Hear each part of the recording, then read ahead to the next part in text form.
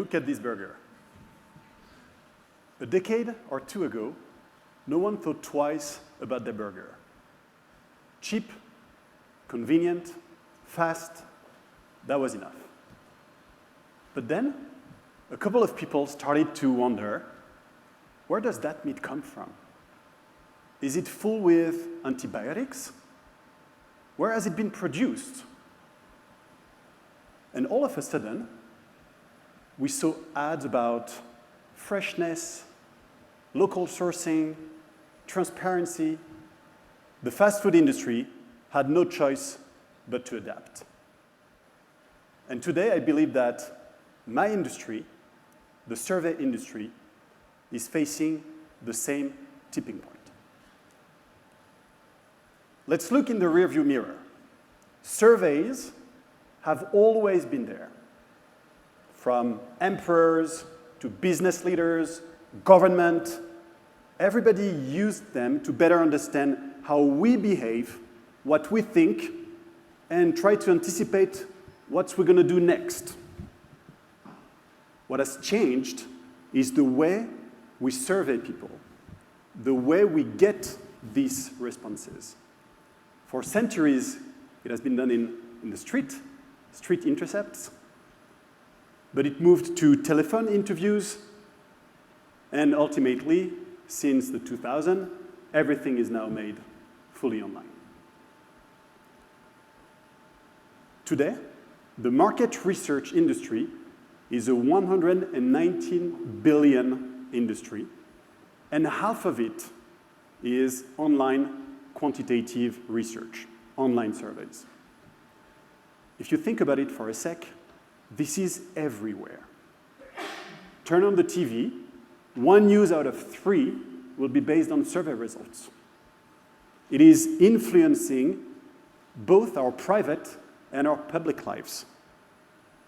Investors, governments, media, political parties, they're all using this result in order to guide their decision-making. It's a compass that we've all accepted to guide our lives. But what if that compass is faulty? This is what I want to discuss today.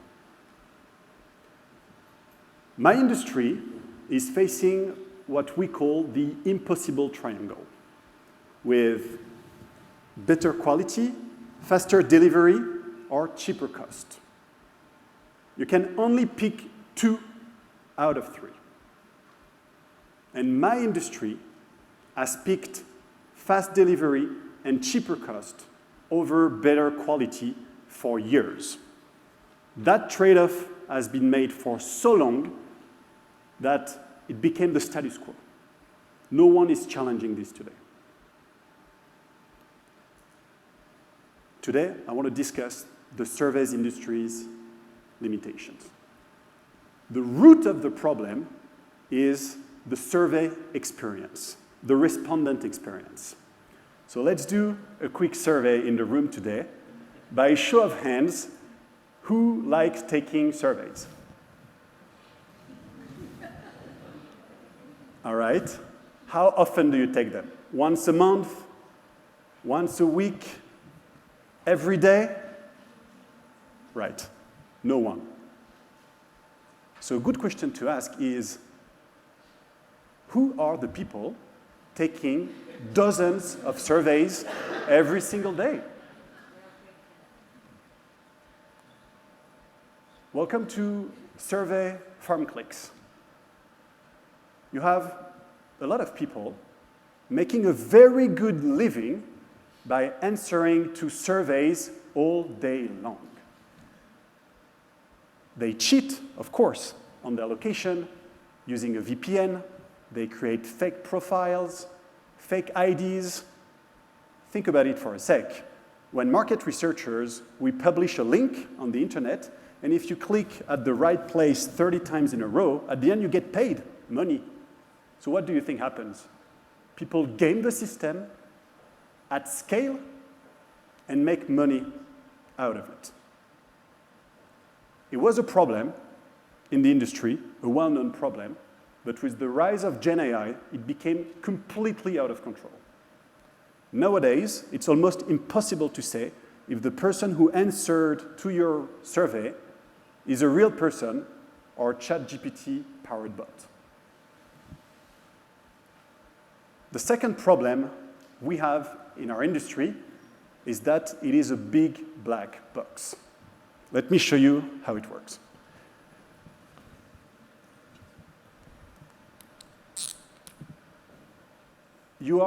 Let's say you are a customer. It can be a media, a brand, a political party. You go to a well-known market research firm and you commission a survey. That firm will help you design your questionnaire to ask the right questions and so on.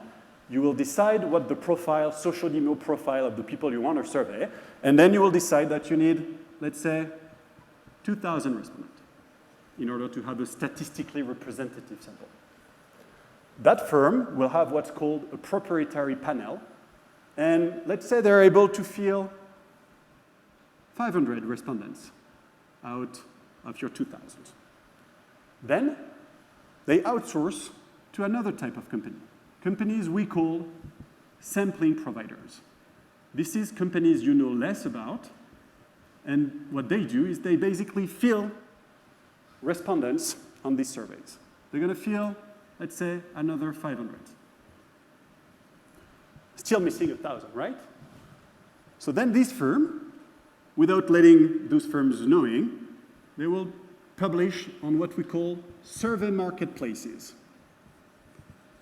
These survey marketplaces are exchanges online where you have millions of dollars of inventory and you can either publish, demand, or supply survey respondents. And on these marketplaces, you have dozens and dozens of independent local panel from everywhere in the world who will all supply a little chunk, first arrived, first served, etc., on these things, okay? And at the end, the one that we completely forget about are the respondents that are here. And as you can guess, everybody is taking a portion of the money here until we actually pay the respondent. So if, as a customer, let's say you've paid $10 per interview, well, as a respondent, you're lucky if you get paid 10 cents once everybody has been paid along the line. And what's funny is that not only these firms, you think it's linear, but it's not at all. Sometimes the customer will directly publish on the marketplace will buy from these people and these people. These firms also provide to these ones also provide to this one, also provide there, etc. All of this without the customer knowing, because it is a big black box, nobody knows. The irony of it is sometimes a panel will actually purchase their own supply, 10x the price, because their respondent has done the full circle before going back to them.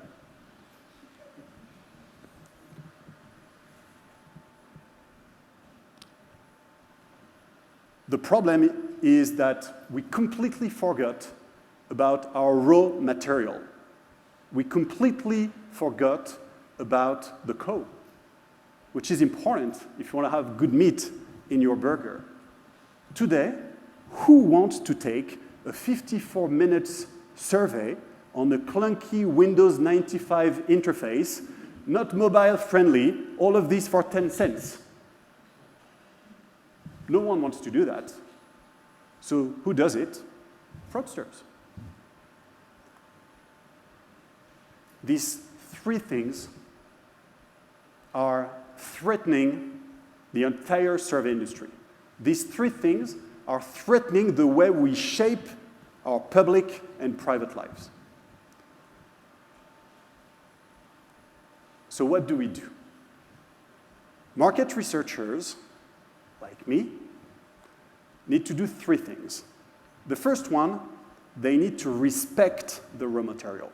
They need to respect the respondents. It means paying them fairly for their time, asking them to answer well done and short surveys, and treating them fairly overall. The second thing they need to do is disclose. Disclose where does the data come from? Because in all this maze, at the end of the day, the problem is we don't know which percentage of it is legit and what percentage is completely fraud. We have absolutely no idea. So market researchers need to disclose. And thirdly, we need to have more educated buyers. It's okay to make trade-offs. It's okay to prefer cheap and quick over trustworthy, as long as you know it, as long as you are aware of this trade-off. If you think about it for a sec, everything in life is a trade-off. Whether you buy an insurance plan or a winter coat, you are making a trade-off. So trade-offs are okay. In the survey world, it's okay for little quick decisions to prefer cheap and quick data over expensive but trustworthy data. But when you're making very important decisions, you need to be aware of these trade-offs. Now think about the industry you work in. You necessarily have your own impossible triangle. So now challenge yourself. Are you aware of these trade-offs? At the end of the day, it's a risk-reward situation, and it's totally fine as long as you know it. Thank you for listening.